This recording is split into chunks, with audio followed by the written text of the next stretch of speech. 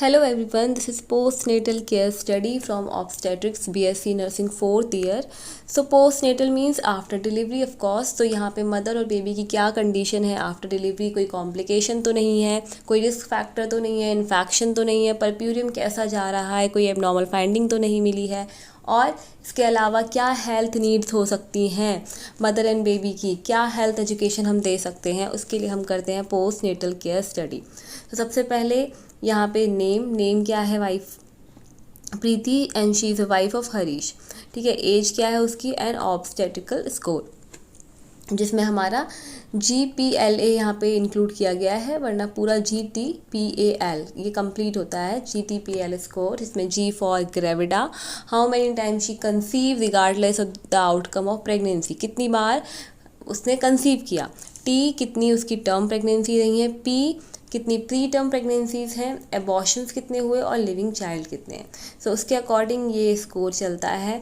After that hospital number हो गया, date of admission कब आई थी वो, डेट ऑफ डिलीवरी हो गई, डेट ऑफ डिस्चार्ज हो गया। ठीक है, यहाँ पे डिस्चार्ज डेट भी मेंशन करना है, condition of mother and baby after delivery वो मेंशन करना है। ये MTQ है, यहाँ पे करना होता है ये मेंशन। ठीक है, देन प्री नेटल रिकॉर्ड में आपका डेट ऑफ बुकिंग, जब भी पहले मदर जो है वो पहले भी आई होगी ना अपना चेकअप के लिए, प्री नेटल टाइम में डिलीवरी से पहले जो भी विजिट्स के लिए आई होगी, वो प्री नेटल रिकॉर्ड वहाँ से लेना है कि डेट ऑफ बुकिंग क्या कराई थी, जब वो आई थी फर्स्ट विजिट पे तो कितने जेस्टेशन पे आई थी, क्या जेस्टेशनल एज थी, वीक्स ऑफ जेस्टेशन क्या थे, 38 वीक्स। ठीक है, मेडिकल हिस्ट्री बताना चेक करना है हमें मदर के अंदर कोई मेडिकल हिस्ट्री प्रेजेंट है या नहीं। तो यहाँ पे नहीं है, मतलब कोई सी भी नहीं है, क्रॉनिक इलनेस भी नहीं है, सर्जरी भी नहीं हुई है, एलर्जी भी नहीं है उसे, किसी तरह की कम्युनिकेबल डिजीज़ भी नहीं है। फैमिली हिस्ट्री में फैमिली किस तरह की है, न्यूक्लियर है या जॉइंट है, कितने नंबर ऑफ पर्सनस हैं। ठीक है, तो यहाँ पे फैमिली जॉइंट फैमिली है, नंबर ऑफ पर्सनस 3 हैं, यानी कि ये न्यूक्लियर फैमिली होगी, जॉइंट फैमिली नहीं होगी, है ना।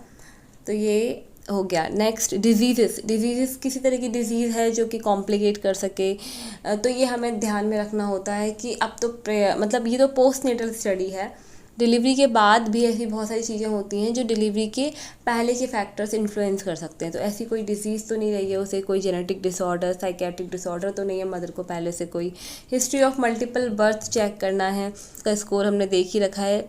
शीज़ ग्रेविडा सेकंड ग्रेविडा है और इससे पहले लिविंग चाइल्ड उसका 1 था, तो इसका मतलब multiple birth, history of multiple birth ऐसा कुछ भी नहीं है। Next socio economic background check करते हैं, जिसमें कि रिलीजन, फैमिली इनकम, हस्बैंड और वाइफ की एजुकेशन और ऑक्यूपेशन चेक करेंगे। देन मेंस्ट्रुअल हिस्ट्री में ऑफ कोर्स यही सारा, मेनार्की कब से शुरू हुआ, ड्यूरेशन क्या है, इंटरवल कितने दिनों के लिए एंड फ्लो कैसा रहता है। मैरिटल हिस्ट्री में कितने age of marriage, years of married कितने हो गए, कंसाइनगस मैरिज है या नहीं है। And then dietary pattern, dietary में वेज है, नॉन वेज है, लाइक्स क्या हैं, डिसलाइक्स क्या हैं, और इस तरह की कोई हैबिट जो कि अफेक्ट करती हैं हेल्थ को, ऐसा कोई हैबिट तो नहीं है, वो सब चेक करेंगे। After that past obstetric history, तो पास्ट में उसका लिविंग चाइल्ड 1 है, तो उसका पूरा डेटा जो भी है, ईयर कौन से ईयर में था, फुल टर्म था या नहीं, प्री टर्म तो नहीं है था, एबॉर्शन भी नहीं है, type of delivery normal vaginal delivery थी, सेक्स अलाइव है यस, स्टिल बॉर्न नहीं था, वेट कितना था वो बता देना है। ठीक है, तो ये इसेंशियल डेटा हो गया regarding past obstetric history. Then present pregnancy में आपका कब एडमिट हुई मदर, ठीक है, डेट एंड टाइम, कॉन्ट्रैक्शंस कब से आना शुरू हुए, date and time, height of fundus क्या मिली, कॉन्ट्रैक्शंस मॉडरेट मिले, सीवियर मिले, माइल्ड मिले, कैसे मिले, टाइम ड्यूरेशन के साथ लिखेंगे। प्रेजेंटेशन हमें कैसी मिली, सिफेलिक मिली, ठीक है, या ब्रीच मिली, जो भी प्रेजेंटेशन मिली वो लिखना है।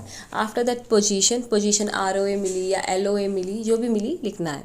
देन हेड इंगेज मिला, नॉन इंगेज मिला, फ्री मिला, कैसा मिला, तो हेड हमारे को इंगेज मिला था। Fetal heart rate 134 beats per minute मिला, ओके नो प्रॉब्लम, 120 से 160 नॉर्मल होता है ना, तो normal. Bladder partially filled, bowels empty and special observation में ऐसी कोई स्पेशल फाइंडिंग अगर मिलती है तो वो लिखनी है। आफ्टर दैट प्रीनेटल विजिट्स की होंगी उसने, तो प्रीनेटल विजिट्स का जो भी डेटा रहता है, डेट ऑफ बुकिंग कब की थी, यहाँ पे जो डेट ऑफ बुकिंग पीछे मिसिंग थी वो यहाँ पे आ गई। ठीक है, वेट, लेडी का वेट कितना था उस वक्त, उसकी हाइट, प्रोटीन, ग्लूकोज, ऐसा कुछ यूरिन में स्पेशल फाइंडिंग्स मिली वो लिखना है। ठीक है, बीपी कितना मिला उस वक्त, fetal heart rate, weeks of gestation, height of fundus, position, and अगर कोई भी कॉम्प्लिकेशन था तो उसके लिए रिगार्डिंग कोई ट्रीटमेंट दिया तो वो। ठीक, after that general condition, general condition क्या थी मदर की, बीपी, टीपीआर, यूरिन इसकी स्पेसिफिक ग्रेविटी, रिएक्शन, यूरिन में प्रोटीन, ग्लूकोज, एसीटोन, ये सब तो नहीं मिला, तो ये सब लिखना है। जनरल कंडीशन में हमारी मदर की कंडीशन काफ़ी हमें नॉर्मल एंड हेल्दी लग रही है, क्योंकि यहाँ पे बीपी भी नॉर्मल है, टेम्परेचर, पल्स रेट, रेस्पिरेशन भी नॉर्मल है, और यूरिन में भी प्रोटीन, ग्लूकोज, एसीटोन ये सब नील है। ठीक है, एग्जामिनेशन एंड इन्वेस्टिगेशन में ब्लड ग्रुप चेक कर लिया, ब्लड ग्रुप क्या है, हीमोग्लोबिन कितना है, तो दैट अनीमिया को हम एक्सक्लूड कर सकें। VDRL करा लिया, HIV करा लिया, हार्ट रेट स्लाइटली इंक्रीज मिला है, लंग्स में रेस्पिरेटरी रेट भी स्लाइटली इंक्रीज है, ब्रेस्ट इनलार्ज्ड है, एब्डोमेन ओवल शेप का मिला है, पेरिनियम में vaginal discharge not scene.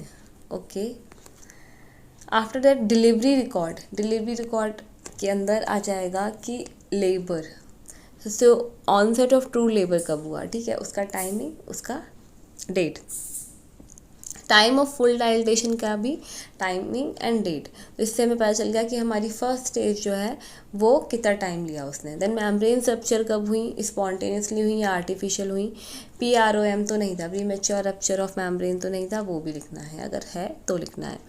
Delivery of baby born कब हुआ, ठीक है, मेल फीमेल उसका वो हो गया, सेक्स हो गया। Then mode of delivery normal vaginal delivery थी, कंडीशन बेबी की एक्टिव था बेबी, अबगार स्कोरिंग में 9/10 आया, good. Delivery of placenta and membranes में डिलीवरी कब हुई, टाइमिंग कैसे हुई, स्पॉन्टेनियसली हुई, ठीक है, मैनुअली रिमूव तो नहीं करना पड़ा, ये सब लिखेंगे। टाइप ऑफ प्लेसेंटा क्या मिला, प्लेसेंटा एंड मेम्ब्रेन्स जो भी थी वो कंप्लीट निकली या इनकम्प्लीट निकली, इनकम्प्लीट में काफ़ी प्रॉब्लम देखने को मिलती है ना, तो ये काफ़ी क्रूशियल है कि हमें मेम्ब्रेन्स चेक करना है कि मेम्ब्रेन्स हमें कम्प्लीटली मिली हैं या कुछ रेमनेंट्स अंदर रह गए हैं। वेट क्या मिला, 470 mg नहीं होगा, ये ग्राम होगा, ठीक है। Cord length 50 centimetre, cord insertion कैसा था, मार्जिनल था, सेंट्रल था या फिर एक्सेंट्रिक था, वो लिखना है, ठीक है। एनी एबनॉर्मलिटी मिली तो वो लिखनी है, और टोटल ब्लड लॉस हुआ है 9600 ml। पैरिनियम इंटैक्ट या एपिसियोटोमी, तो यहाँ पे एपिसियोटोमी की जरूरत पड़ी, लैसरेशंस नहीं मिले, एंड मेडिकेशंस क्या क्या दी गई ड्यूरिंग लेबर, तो ऑक्सीटोसिन, रेनिटिडिन, जो भी मेडिकेशन दी गई हैं वो। Then length of labour overall कितनी हो गई हमारी, 4 hours 30 minutes। Mode of delivery normal vaginal delivery है with episiotomy.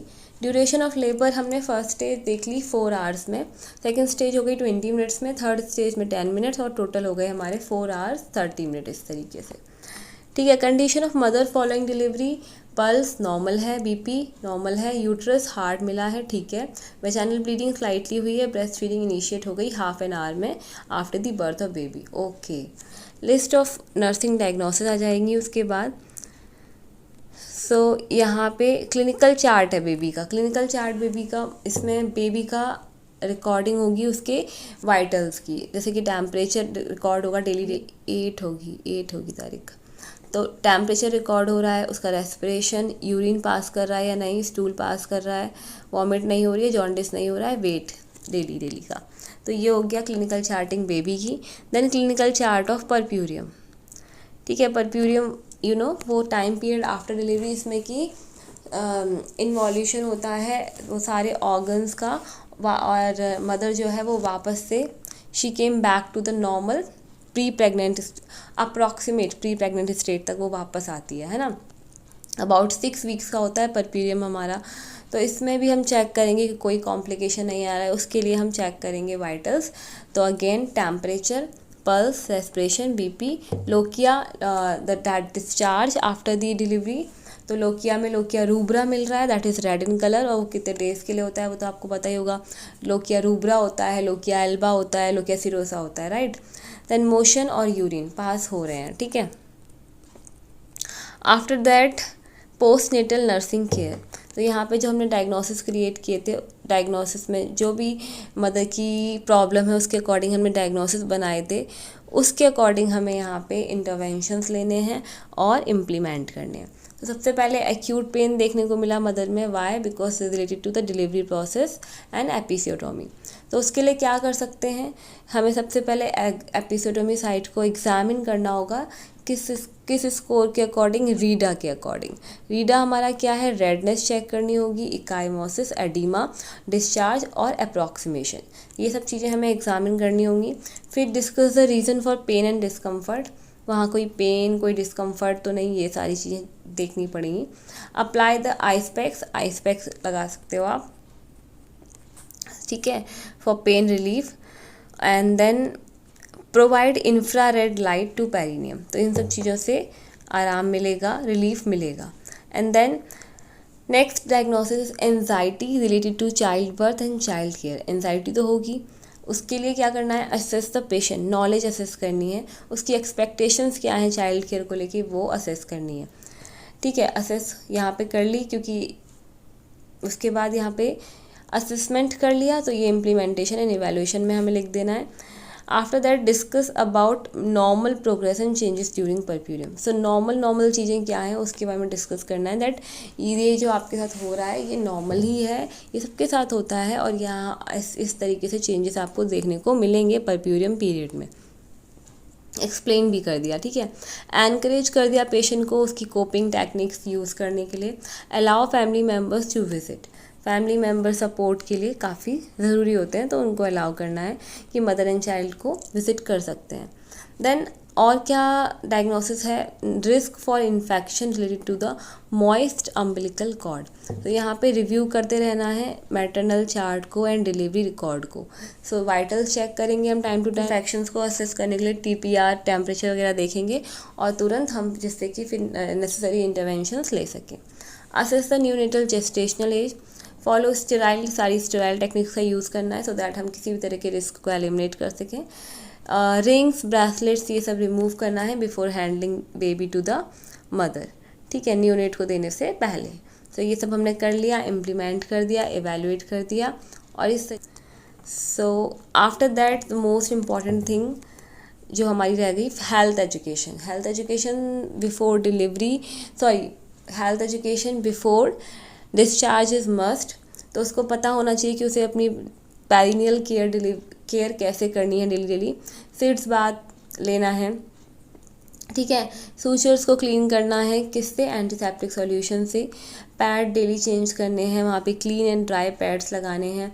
Site of suture को हम क्लीन करना है जेंटली। आइस पैक्स का यूज़ करना है एपिसियोटोमी साइट पे फॉर 4 आवर्स। ब्रेस्ट फीडिंग करनी है एवरी 2 आवर्स पे करानी है बेबी को, ठीक है।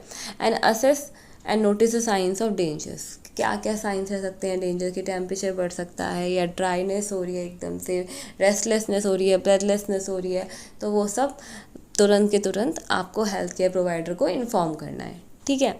तो ये हो गया आपका postnatal care study. And इस तरह के और असाइनमेंट्स के लिए आप हमारे चैनल को सब्सक्राइब कर सकते हैं। हमारे टेलीग्राम ग्रुप को भी आप ज्वाइन कर सकते हैं, जिसका लिंक डिस्क्रिप्शन बॉक्स में है, जहाँ पे आपको डिफरेंट ग्रुप्स मिलेंगे for BSc nursing first year as well as for second and third year, for fourth year also. So वहाँ पे आपको नोट्स मिल जाएंगे काफ़ी सारे, आपका जो भी स्टडी मटेरियल है काफ़ी कुछ मिल जाएगा, एंड डिस्कशन भी वहाँ चलता रहता है। सो आई होप ये वीडियो आपके लिए हेल्पफुल रहा होगा। Thank you and have a good day.